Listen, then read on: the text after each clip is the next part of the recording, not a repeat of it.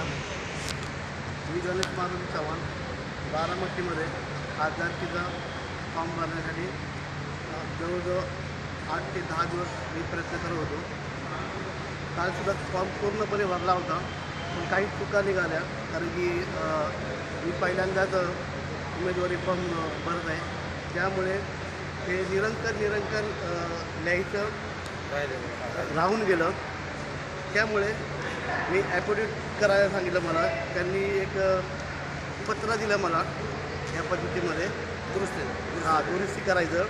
तर आज मी हे दुरुस्ती करून आणलं. केवळ फक्त 5 मिनटं मला उशीर झाला. मला 5 मिनटाची व्हॅल्यू मला आज कळाली आहे. आता सांगण्यात कारण हे की 5 मिनटं मला उशीर का झाला. मला हे तर खूप महत्त्वाचं होतं. इलेक्शनमध्ये फॉर्म भरणं 5 मिनटं उशीर झाला मला, पण असू द्या, काही अडचण नाही.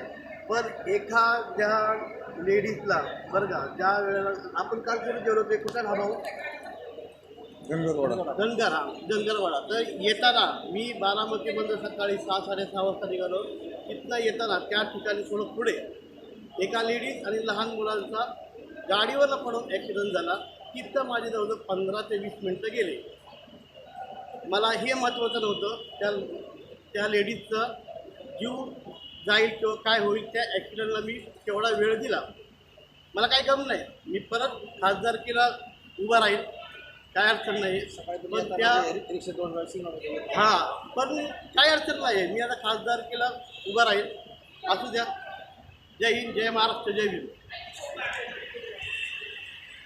येताना एका